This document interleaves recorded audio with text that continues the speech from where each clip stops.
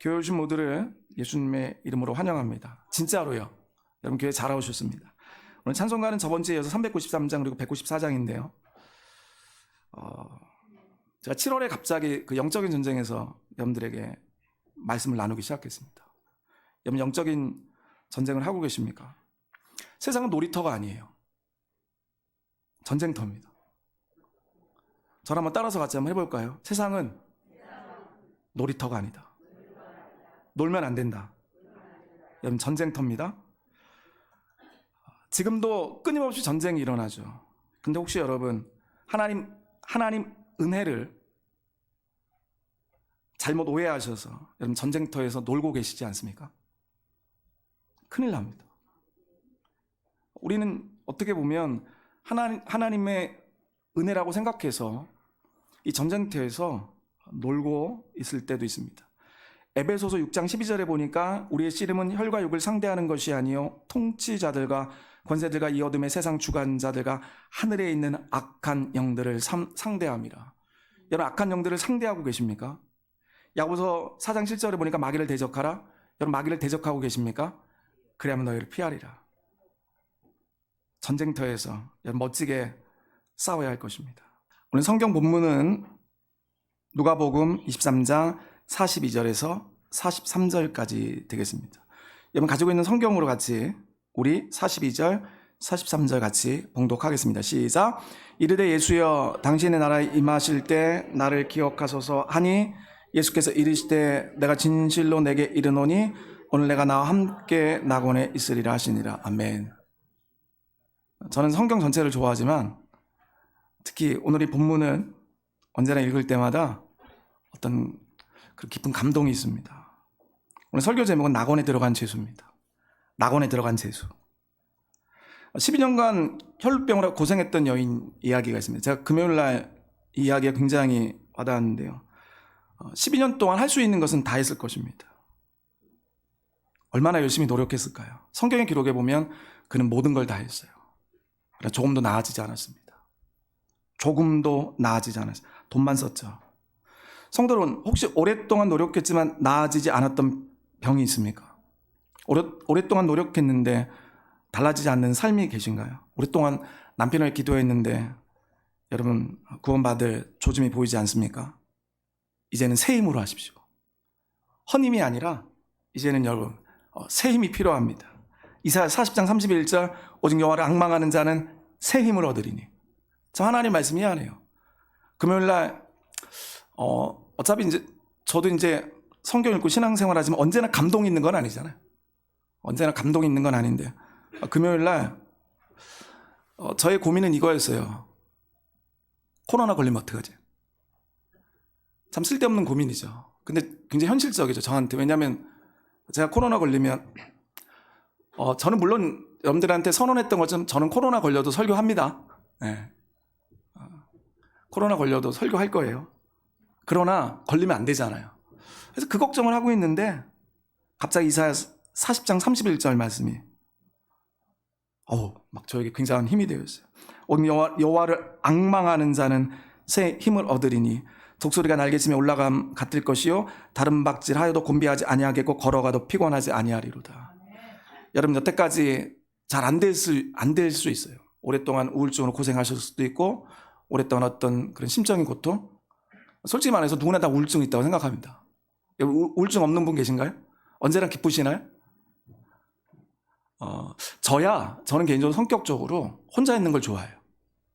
그리고 고독을 좋아합니다. 왜냐하면 책을 읽을 수 있으니까. 고독할 때 책을 읽으면요, 농담이 아니라 이렇게 막 이렇게 빨아들이는 것 같아요. 그렇게 책이 잘 읽혀져요. 그러니까 즐거울 때는 책이 안 읽혀지는데 고독하거나 외로우면 그렇게 책이 잘 읽혀져요. 물론 성경도요. 굉장히 은혜가 되죠. 사론 존경하는 성도 여러분, 오랫동안 어떤 정신적인 문제, 어떤 심적인 고통, 어떤 잊혀지지 않는 과거의 사건으로 여러분 고통 중에 계셨습니까? 이제 새 힘을 얻으시길 바랍니다. 12년 된 혈루증 그 여인이 소문을 들었어요. 전승에 의하면 그 여인이 이런 믿음을 가졌대요. 새로운 약이 있네? 여태까지 12년 동안 자기가 가지고 있는 모든 재산을 털어 약을 구했고 약을 먹었습니다. 근데 고쳐지지 않았어요. 예수님이 이 이야기를 들었을 때 그녀가 생각했다고 합니다. 예수라는 새로운 약이 있다. 예수라는 새로운 힘이 있다. 여태까지의 약과 힘으로는 내가 고쳐지지 않았지만 예수라는 새로운 약, 새로운 힘으로 내가 한번 고침을 받아야 되겠다. 사랑 존경하는 성도, 이사야서 40장 31절, 오직 여호와를 앙망하는 자가 되시길 바랍니다.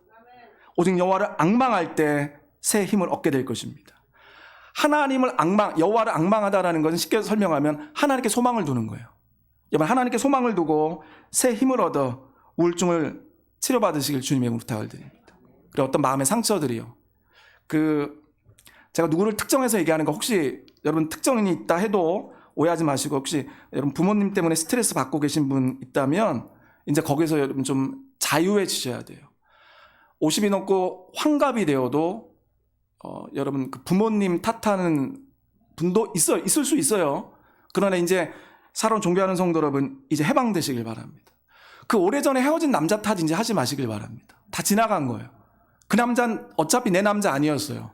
제가 정경 집사님 얘기하는 거 아니에요? 절대 오해하지 마세요. 네. 아시는 것처럼 제가 이름을 특정하는 분은 전혀 관계없는 분이고, 그래서 제가 이 얘기해도 목사님 왜 저런 얘기 하지 않으실 분만 제가 골라서 얘기하기 때문에, 사랑 존경하는 성도 여러분, 이제는 과거의 어떤 그런 거에 매여 사지 마시고 이제는 여러분 새 힘을 얻어 살아가시길 주님의 이름으로 축원을 드립니다.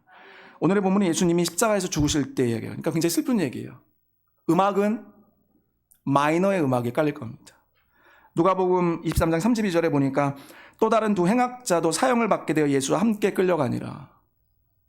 예수님과 함께 사형을 받게 된 죄수 두 명이 있었습니다. 이 중에 한 명은 낙원에 들어갑니다.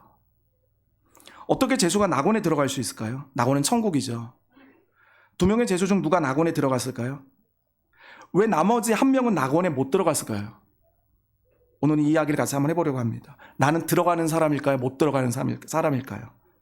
누가복음 23장 33절에 보니까 해골이라 하는 곳에 이르러 거기서 예수를 십자가에 못 박고 두 행악자도 그렇게 하니 하나는 우편 하나는 좌편에 있더라. 우편과 좌편이 중요한 게 아니에요. 왜냐하면 예수님 쪽에서 보면 오른쪽이, 우리가 보면 왼쪽일 수 있기 때문에, 그러니까 오른쪽 왼쪽 그런 거 신경 쓰지 마시고요. 다시 한번 제가 23장 33절을 읽어보면 해골이라 하는 곳에 이르러 골고다죠. 거기서 예수를 십자가에 못 박고 두 행악자도 그렇게 하니 하나는 우편에 하나는 좌편에 있더라. 예수님이 못 박힐 때 큰 소리를 지르십니다. 당연하죠. 그 대못이 손과 발에 박혔는데요. 지금 예수님과 죄수 두 명은 십자가에 못 박혀 있어요. 당시 십자가형은 우리가 알고 있는 것처럼 가장 고통스러운 처형이었습니다. 예수님과 죄수 두 명도 사람이 느끼는 가장 큰 고통 속에 있습니다. 질문입니다. 예수님 왜 십자가형을 당하셔야 했을까요? 왜 예수님은 십자가형을 당하셔야 했을까요? 왜 그 고통의 십자가형을 당하셔야 했을까요? 그게 바로 우리 같이 찬양한 194장에 있어요. 우리를 죄에서 구하시려 주 예수 십자가를 지셨으니. 여러분 잘 생각해 보세요. 찬송가 194장은 완벽한 복음이라 생각합니다. 우리를 죄에서 구하시려 주 예수 십자가 지셨으니. 우리 다시 한번 찬송가 194장 1절만 한번 같이 찬양 드리도록 하겠습니다. 찬송가 194장입니다. 우리를 죄에서 구하시려 주 예수 십자가 지셨으니 부르세 할렐루야 나 구원 받았습니다. 할렐루야 찬송하세 찬송하세 주님 나를 구하셨네 아멘 우리 한 번만 더 같이 1절입니다.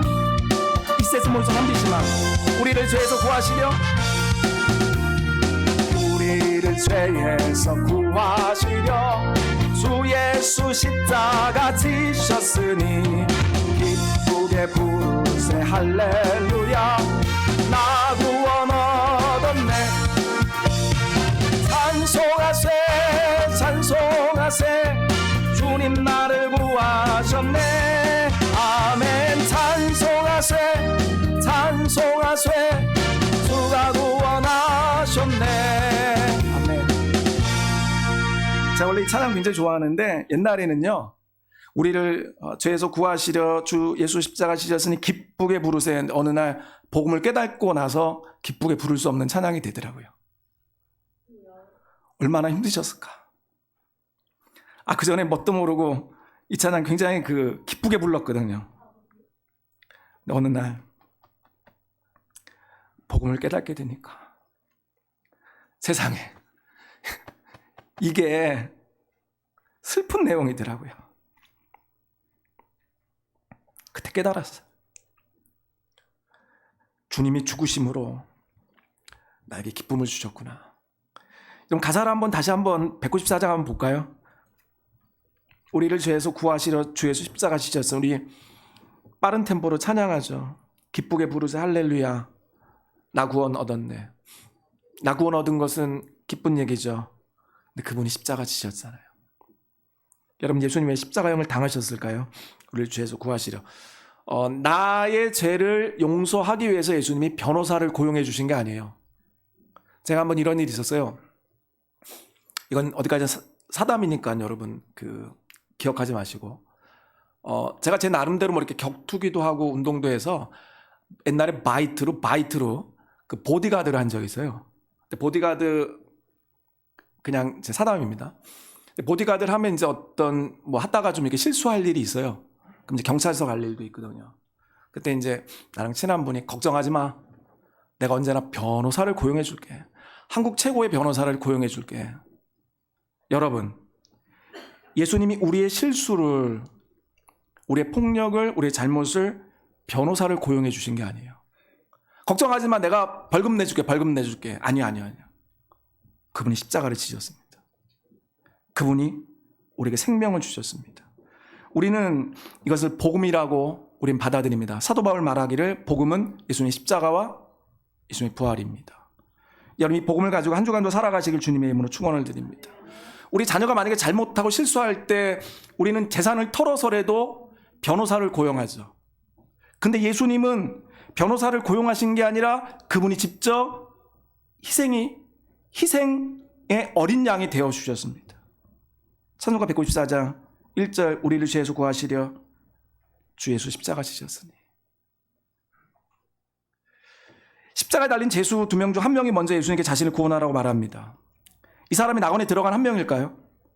십자가에 달린 죄수 2명 중 한 명이 먼저 예수님께 자신을 구원하라고 해요. 이 사람이 낙원에 들어간 한 명일까요? 그의 말을 한번 같이 들어볼까요? 누가복음 23장 39절에 보니까 달린 행악자 중 하나는 비방하 이르되 내가 그리스도가 아니냐 너와 우리를 구원하라 하되. 성도 여러분, 판단을 부탁드립니다. 이 죄수는 낙원에 들어가야 합니까? 다시 한번 제가 읽어볼게요. 여러분, 판단해 주세요. 23장 39절에 보니까 달린 행악자 중 하나는 비방하 이르되 내가 그리스도가 아니냐 너와 우리를 구원하라 하되. 이 죄수는 낙원에 들어가야 합니까? 성도 여러분, 우리도 고통스러울 때가 있었을 거예요. 그때 여러분, 혹시 하나님 좀 어떻게 좀 해봐요. 아니, 하나님 죽으셨나? 아니, 하나님, 혹시 여러분 하나님께 따지거나 하나님께 불평하거나 하나님을 욕하신 적 없나요? 하나님, 우리 아들을 좀 살려봐요. 우리는 누가복음 23장 39절이 남의 얘기라고 생각하더라고요. 근데 제가 어느 날 깨달아서 나네? 달린 행악자 중 하나는 비방하여 이르되 내가 그리스도인 줄 알아. 하나님인 줄 알아요. 너와 우리를 구원하라. 성도 여러분, 판단을 부탁드립니다. 이 죄수는 낙원에 가야 합니까? 우리도 같은 상황이 있었을 거예요. 고통스러울 때, 실패하고 일이 잘 안 되고 억울할 때, 그때 여러분 어떻게 기도하셨나요? 혹시 하나님이 비방하신 적은 없나요? 하나님 좀 어떻게 좀 해주세요. 아니, 오늘따라 하나님이 힘이 없으신가? 하나님이 나이를 많이 드셨나? 혹시 그런 식의 불신앙에 빠져서 하나님 비방하시지 않으셨습니까? 제가 아는 분이 어떤 큰 어려움을 당했어요. 그때 이렇게 기도했대. 성경을 찢으면서 하나님 지금 나타나서 내가 당신의 말씀 성경 찢으니까 나를 벌 주소서. 나중에 시간이 지나서 저한테 얘기하더라고요. 내가 그때 참 많이 회개했다.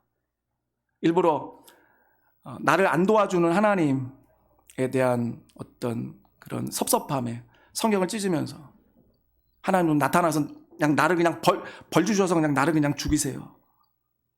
근데 시간이 흘러서 자기가 그런 사람이었다, 그런 간증을 저에게 하는 것을 봤습니다. 혹시 여러분 힘들고 어려울 때 정말 최악의 상황에서 혹시 하나님을 비방하지 않으셨습니까? 안타깝게도 이 사람은 히브리어로 메시아, 그리스도가 내 바로 옆에 있어 가장 가까운 곳에 내가 말까지 했어요. 구원받지 못했습니다. 저는 개인적으로 성경 가운데 가장 불쌍한 사람이라 생각합니다. 저는 가룟 유다보다 가장 불쌍한 사람이 이 사람이라고 생각합니다. 누가복음 23장 40절에 보니까 하나는 그 사람을 꾸짖어 이르되 내가 동일한 정죄를 받고서도 하나님을 두려워하지 아니하느냐. 너는 하나님을 두려워하지 아니하냐. 다른 죄인입니다. 혹시 나도 이 사람처럼 하나님을 두려워하지 아니하여 하나님을 비방한 적은 없나요? 사랑을 존경하는 성도 여러분, 너는 하나님을 두려워하지 아니하느냐? 잠언 14장 27절에 보니까 현대인의 성경을 제가 읽어보면 야훼를 두려운 마음으로 섬기는 것은 생명의 샘과 같아서 사람을 죽음에서 구한다. 잠언 14장 27절 현대인의 성경입니다. 야훼를 두려운 마음으로 섬기는 것은 생명의 샘과 같아서 사람을 죽음에서 구한다. 여러분 지금 야훼를 하나님을 두려운 마음으로 섬기고 계십니까? 하나님을 두려워하는 마음이 있다면 저와 여러분은 죽음에서부터 구원을 받게 될 것입니다. 여러분 하나님을 두려워한다는 게 뭘까요? 가장 쉽게 설명하면 현대적으로 가장 쉽게 설명하면 내 뒤에 감시 카메라 하나 달려 있는 거예요. 이해가 되시죠? 그게 하나님을 두렵게 섬기는 거예요. 제가 한번 아이라 집사님 차 이렇게 빌려 탄 적이 있어요. 나는 근데 그 차가 녹화되고 녹음되는 줄 몰랐어. 자동차에 이제 카메라가 달려 있어. 나는 앞에만, 근데 이게 세상에 녹음이 되는 차더라고요. 나중에 알아서. 그래서 제가 어떻게 했을까요? 다 지워버렸지. 제 옆에 우리 가족이 탔거든요. 우리 와이프, 그다음에 우리 애녹이 노아. 근데 아무튼 어디 가다가 제가 와이프한테 무슨 말을 했어요. 자세한 내용은 말씀드릴 수 없고요. 프라이버시라. 나중에 알아서 이놈의 차가 이게 녹음이 되네. 우리 아이라 집사님은 나한테 설명을 안 했어요. 녹음된다고 얘기했으면 내가 거룩하고 좋은 얘기 하죠. 녹음되는지 몰랐어요. 근데 순간 두려움이 임하더라고요. 우리 아이라 집사님이 들으면 교회 떠날 텐데. 그때 제가 깨달아요. 그래서 제가 제 방에 감시 카메라를 설치한 거예요. 이렇게 조심해지는구나.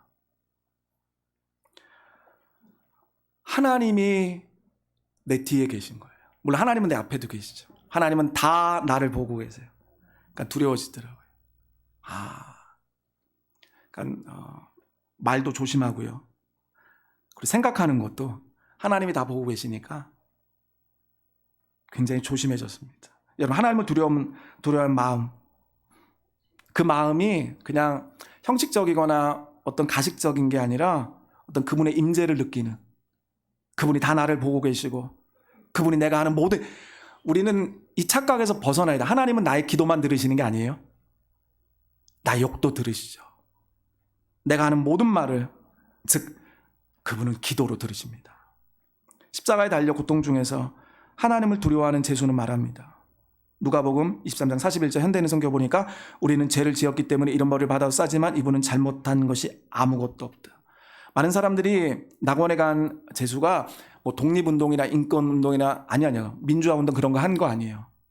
생활로 인해서 죄를 지은 거예요. 범죄하는 겁니다. 그래서 그는 이렇게 고백합니다. 41절을 다시 한번 읽어보면 우리는 죄를 지었기 때문에 이런 벌을 받아도 싸지만 이분은 잘못한 것이 아무것도 없다. 이 사람은 죄를 지었고 그리고 죄의 대가를 받는다고 생각하고 있어요. 지금 그 대가를 받고 있다고 생각합니다. 중요한 건 예수가 누군지 알아요. 다시 한번 설명드리지만 두 명 다 예수가 누군지 알아요. 우리처럼 예수가 누군지 알아요. 근데 하나님을 두려워했던 사람은 예수님께 이렇게 얘기합니다. 누가복음 23장 42절 이르되 예수여 당신의 나라에 임하실 때 나를 기억하소서 하니. 저는 영어 성경은 읽을 줄 알아요. 근데 회화는 못해요. 뭐 나 정말 깜짝 놀란 게, 제가 이제 그 괌 순복음교회 갔을 때 영어를 한 2개월 공부했어요. 그래서 그 이미그레이션에서부터 물어보면 이렇게 대답하고 막 이제 그거 하고 2개월을 열심히 공부해서 그때 옛날에 그 괌을 갔어요. 괌 순복음교회 갈 일이 있어서. 그래서 이제 이미그레이션에 딱 갔더니 야, 영어 한마디도 못했어요. 안 나오더라고요. 이게 머릿속에는 있는데 한마디도 나오지 않더라고요. 그래서 내가 영어를 한마디도 2개월 공부했어요. 2개월 공부했는데 한마디도 못하니까 백인이 있었는데, 그때 이제 이미그레이션 직원이 백인이었는데 나한테 일본어로 물어보더라고요. 나니시니 기타? 일본말 잘하는 백인들. 왜냐면 괌은 이제 거의 다 그 이미그레이션 직원들이 일본말 잘하더라고요. 저는 영어 성경을 읽지만 회화는 못합니다. 근데 영어 성경을 읽을 때 23절 42절에 지금까지 기억하는 간단한 내용이 있어요. 그게 뭐냐면 Remember me. 이르되 예수여 당신의 나라에 임하신 나를 기억하소서. 일본어 성경에 보니까 오모이 다시테 구다사이 라고도 번역되어 있거든요. 나를 기억하소서. Remember me. 제가 지금도 굉장히 가슴 아프게 기억하고 있는 그 한국의 다큐멘터리가 있어요. 어린아이가 죽으면서 엄마한테 이렇게 얘기하더라고요. 엄마, 나 천국 가도 잊지 마. 이 간절함이 여러분 느껴지십니까? 예수님, 나 잊지 마세요. 나 기억해 주세요. Remember me. 우린 어떻게 보면 너무나도 감정 없이 이 이야기를 읽어내는 것은 아닌가 싶습니다. 그래서 제가 찬송가 194장 복음을 알고부터 이 찬양이 굉장히 무거운 찬양이 되었어요. 23장 42절 제가 다시 한번 읽어보면 이르되 예수여 당신의 나라에 임하실 때 나를 기억하소서 하니. 평상시가 아니에요. 지금 죽어가고 있습니다. 엄마, 나 꼭 기억해? 당신의 나라에 임하실 때 Remember me. 굉장한 저게 울림이 있는 그런 이야기였습니다. 처음 제수와 달리 나를 구원하라고 말하지 않아요. 그저 Remember me. 이 제수의 부탁은 이것입니다. 나를 기억해 주세요. 지금 이 제인에게 필요한 것은 당연히 구원이죠. 얼마나 두려웠을까요? 왜냐하면 죽는다는 것을 알고 있잖아요. 그리고 얼마나 고통이 심한가요? 이 사람도 예수님이 메시아라는 거 알아요. 처음 사람처럼. 근데 예수님 구원해 주세요라고 말하지 않아요. 왜일까요? 왜냐하면 나 같은 죄인은 구원받을 수 없다라고 생각하고 있기 때문이죠. 유대교회는 이게 명문화되어 있어요. 하나님은 죄인을 버리셨다. 하나님은 죄인을 구원하지 않는다. 하나님은 의인만 구하신다. 의인만 천국 가리. 그게 유대교의 철칙이에요. 그래서 바리새인들이, 세리들이나 이런 죄인들이 기도할 때 거들떠보지도 않았어요. 왜? 하나님은 저들의 기도를 듣지 않으시거든. 바리새인들, 그러니까 유대교를 착실하게 믿었던 사람들의 생각은 간단했어요. 하나님은 죄인들의 기도에 귀를 막으신다. 의인들의 기도만 들으신다. 마찬가지로 죄인들은 하나님이 버리셨다. 이 사람도 유대인이었고 유대교의 관습을 갖고 있었습니다. 예수님 뭐라 대답했을까요? 야, 좀 네 꼬라지를 좀 봐. 야, 지금 와서 늦었어. 야, 좀 십자가 달리기 전에 좀 하지. 야, 십자가 달려서 너 지금 죄의 대가로 벌 받고 있는데 그런 얘기하면 미안해. 늦었어. 라고 했을까요? 우리 같으면 이런 거잖아요. 만약에 이제 굳이 이제 제가 예를 들면 그 애인이 있었는데 헤어져요. 근데 헤어지기 싫어. 제 얘기 아니니까 오해하지 마시고요. 이제 잘할게. 앞으로 잘할 거야 걱정하지 마. 미안해. 잘할게. 헤어지지 마. 잘할게. 헤어지지 마. 상대방이 한마디 하죠. 늦었어. 제 경험 아니니까 오해하지 마시고요. 우리 드라마나 일상생활에선 빈다고 되지 않아요. 늦었어. 그냥 너 살 길 가고 나도 살 길 갈 거야. 행복해. 사랑했어. 행복해. 안녕. 예수님 뭐라고 대답했을까요?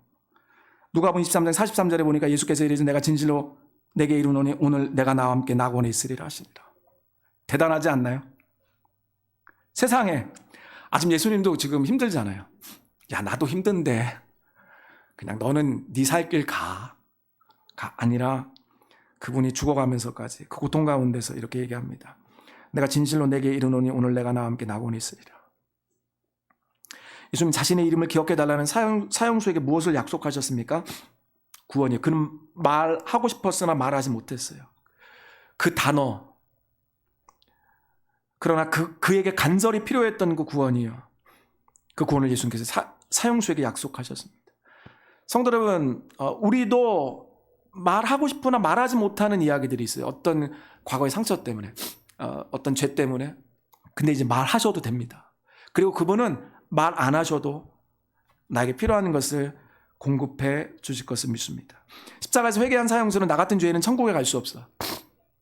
생각했어요. 근데 만약에 이 사람을 향해서 예수님이 그래 내 믿음대로 될지어다 라고 했다면 어땠을까요? 예수님께서는 이렇게 말씀합니다. 오늘 내가 나와 함께 낙원에 있으리라. 지금 십자가에 달린 죄인은 자신의 손으로, 자신의 능력으로, 자신의 그 어떤 것으로도 열 수 없는 천국의 문이었어요. 갈 수 없는 천국이었습니다. 근데 예수님께서 열어주셨어요. 한 가지 한번 제가 경험한 이야기를 드리면, 어떤 그런 한국에서 굉장히 큰 어떤 회의가 있었어요. 근데 제가 그때 표가 없어요. 그때 제가 아는 회장님이 있어서 전화했어요. 어차피 이제 교회에서 만난 분들이니까 민섭인데요. 제가 표가 없어서 왔어요. 그럼 내가 우리 부장을 보낼 테니까 들어오라 그러더라고요. 그래서 저는 표가 없어서 못 들어가는데 회장님이 부장님을 보내주셔가지고 오라고 해서 표 없이 들어갔어. 한 번은 또 이런 일이 있었어요. 거의 같은 어떤 회의였는데 그때도 제가 표가 없어서 못 들어가. 일반인은 절대 못 들어가는 어떤 그런 회의였어요. 근데 제가 그때 표가 없어서 저 아는 이사장님한테 전화했어요. 이사장님 제가 표가 없어요. 근데 좀 들어가길 원합니다. 했더니 이사장님이 직접 나오셨어요. 그래서 나를 데리고 자기 옆에 자리를 만들어 주셨어요. 그 회장님 같은 건 제가 이제 들어는 갔죠. 근데 내가 어디 갈지를 모르겠더라고요. 내 자리가 없으니까. 그런 데는 자리가 다 이렇게 번호가 매겨져 있어요. 아무 데나 앉지 못합니다. 그러니까 제가 생각을 잘못했어. 자리 하나 만들어 달라 그랬어야 되는데 들어가만 해주신 거예요. 들어갔더니 앉을 데가 없어. 그게 다 그 지정석이란 말이에요. 근데 자, 두 번째 거의 비슷한 그 내용에서 두 번째 이사장님은 저한테 자리를 만들어 주셨어요. 그래서 원딱 자리가 6명 앉는 건데 7명이 앉게 되는 거죠. 마찬가지로 이 사람에겐 자리가 없어요. 근데 예수님께서 자리를 만들어 주셨어요. 네가 오늘 나와 함께 낙원에 있으리라. 저도 여러분도 이 죄인과 같이 없는 자리인데, 나 같은 죄인은 갈 수 없는 자리인데 예수님의 긍휼로 우리에게 예수님 옆자리를 만들어 주신 것입니다. 예수님은 천국 문만이 아니라 사람의 마음의 문도 열 수 있죠. 여러분 오늘 사도행전 16장의 이야기도 꼭 기억하시길 바랍니다. 바울과 일행이 선교 여행 중에 사도행전 16장 11절에 보니까 우리가 드로아에서 떠나 배로 사모드라게로 직행하 이튿날 네아폴리 가고, 중요한 거 아니니까 이 다음에 보니까 거기서 빌립보는 중요하죠. 이는 마게도냐 지방의 첫 성이요 또 로마의 식민지라 이성에서 수의를 유하다가 바울과 일행은 현재 그리스 북부 지역이에요. 빌립보에 도착하여 머물고 있습니다. 바울은 얼마 전까지 그가 태어난 현재 터키에 가길 원했어요. 터키 가야 되겠다. 그러나 사도행전 16장 6절에 보니까 성령이 아시아에서 말씀을 전하지 못하게 하시거나, 많은 사람들이 여기에 아시아라고 적혀 있으니까 그래서 아시아가 복음이 늦게 왔구나. 이제는 이런 약간은 무식한 얘기 안 하셔도 되겠죠? 이 아시아가 지금의 아시아 아닌 거 아시죠? 제가 황당한 건 옛날에 저 어렸을 때 어떤 목사님 설교 들으니까 그래서 아시아에 복음이 들어오지 못했습니다라고 설교하더라고요. 아시아는 터키예요. 그 당시에 터키를 아시아라고 불렀어요. 현재 아시아가 아니에요. 근데 제가 어렸을 때 기억에 그래서 유럽이 먼저 복음화되고 아시아가 복음화가 늦게 되었습니다. 나도 이제 그런 줄 알았어요. 이 아시아가 그 아시아인 줄 알았어. 그게 아니라 이 아시아는 터키 지역을 말합니다. 성령이 아시아에서 말씀을 전하지 못하게 하시거늘 성령이 허락하지 않으셨어요. 16장 7절에 보니까 무시 앞에 이르러 비두엔으로 가고자 했을 때 이번엔 예수의 영이 허락하지 않았어요. 바울과 그리고 그 일행은 성령이 막으시고 예수가 막으시는 것을 무시하지 않습니다. 여러분 혹시 우리 삶에도 성령이 막으시고 예수가 막으시는데 무시하고 그냥 돌파하시지 않습니까? 성령이 이거 하면 안 된다고 하는데 예수의 영이 이거 하지 말라 그러는데 혹시 여러분 그걸 돌파하고 하거나 하시지 않습니까? 기억하시길 바랍니다. 성령이 막으시는 것을 하지 마십시오. 예수의 영이 막으시는 것을 하지 않기를 주님의 이름으로 축원을 드립니다. 다 이유가 있어요. 16장 9절에 보니까 밤에 환상이 바울에게 보이니 마게도냐 사람 하나가 서서 그에게 청하여 이르되 마게도냐로 건너와서 우리를 도우라고. 밤에 사도 바울이 기도할 때 환상이 나와서 마게도냐로 오라 합니다. 바울은 이 환상을 보고 마게도냐로 가기로 결정합니다. 16장 10절에 보니까 바울이 그 환상을 보았을 때 우리가 곧 마게도냐를 떠나기를 힘쓰니 이는 하나님이 저 사람들에게 복음을 전하라고 우리를 부르신 줄 인정합니다. 만약에 성령이 막으실 때 아시아로 갔다면, 만약에 예수의 영이 막으실 때 그것을 무시하고 거기로 갔다면 마게도냐의 기적은 일어나지 않았을 것입니다. 사도행전 16장 13절, 이제 마게도냐 지방의 첫 성인 빌립보에 와 있어요.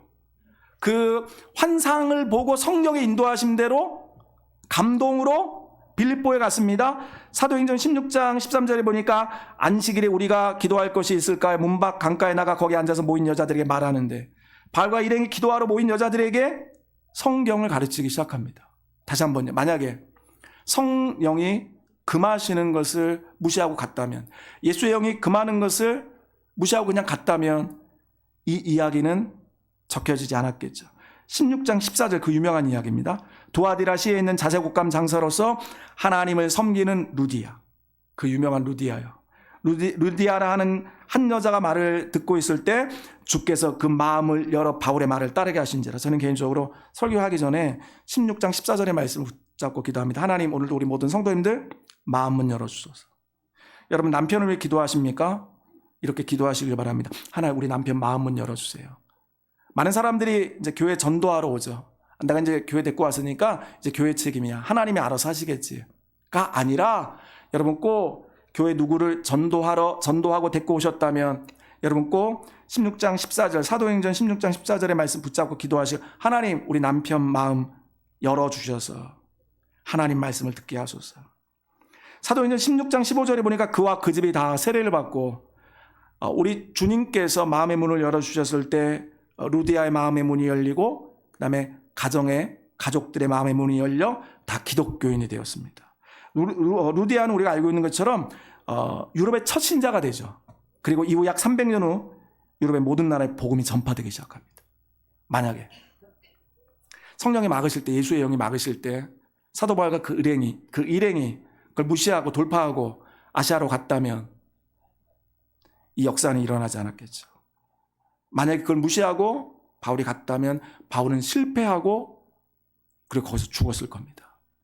운명은 정해진 것이 아니라 나의 선택에 의한 것입니다. 성도들, 오늘 주께서 나의 마음을 열어주시기를 기도합시다. 기도할 때 하나님께서 남편의 마음의 문을 열어주시고 자녀들의 마음의 문을 열어주실 것입니다. 그리고 그들을 다 구원의 길로 인도하실 것을 믿습니다. 마지막으로 다시 우리 본문으로 돌아가서 정리하고 마치도록 하겠습니다. 예수님이 자신을 기억해 달라고 하는 죄인에게 이렇게 약속하십니다. 누가복음 23장 43절, 예수께서 이르시되 내가 진실로 내게 이르노니 오늘 내가 나와 함께 낙원에 있으리라. 믿음 있는 사람들에게 내 믿음대로 될지어다라고 말씀하셨어요. 그러니까 예수님은 모든 사람에게 믿음대로 될지어다라고 하지 않으셨어요. 여러분 잘 생각해 보세요. 만약에 예수님께서 지금 여기에 나타나셔서 내 믿음대로 될지어다라고 한다면 어떤 일이 벌어질까요? 지금 예수님께서 여기 딱 나타나셔가지고 내 믿음대로 될지어다라고 한다면 여러분 혹시 두렵지 않습니까? 그러면 늘 언제나 믿음을 점검하며 살아가시길 주님의 이름으로 부탁을 드립니다. 하나님에 대한 두려움이 있었어요. 예수님에 대한 존경심과 사랑이 있었어요. 그러나 천국에 들어갈 믿음이 없어요. 천국에 들어갈 믿음은 없어요. 왜? 내 삶을 보니까. 그때 예수님이 이렇게 말씀합니다. 오늘 내가 나와 함께 낙원에 있으리라. 성도는 오늘도 예수님이 죄인에게 천국 문을 열어줍니다. 제가 그 자리가 6명밖에 없었는데 그 이사장님의 특별한 배려로 한 자리를 만들어 주셔서 제가 거기 앉아 있을 수 있었던 것처럼 저도 여러분도 예수님께서 특별히 자리를 만들어 주신 거예요. 원래 천국에는 죄인의 자리가 없어요. 그죠? 천국엔 죄인의 자리가, 유대교에 보면 천국엔 죄인의 자리가 없어요. 근데 예수님께서 죽으심으로, 십자가에서 죽으심으로 내 자리를 만들어 주신 것입니다. 그러면 여러분, 이 구원의 은혜를 가지고 한 주간도 살아가시길 주님의 이름으로 축원을 드립니다. 저는 절대적으로 믿는 것이 있습니다. 그게 뭐냐면 결과는 좋다라는 것입니다. 그러니까 저에게 있어서 몇 가지 믿음이 있는데 그중에 하나가 뭐냐면 결과는 좋다. 저를 따라서 해서 믿음으로 고백해 볼까요? 결과는 좋다. 다시 한번 같이 한번 이렇게 믿음으로 고백해 보도록 하겠습니다.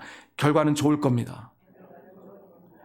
우리 스스로에게 다시 한번 이렇게 믿음으로 고백하고 기도하는 시간을 갖도록 하겠습니다. 결과는 좋다. 여러분 지금 과정 속에 힘들고 어려울지라도 모든 것을 합하여 좋은 것이 되게 하시는, 결과를 좋게 하시는 하나님을 바라보고 한 주간도 신앙생활 하시기를 주님의 이름으로 축원을 드립니다.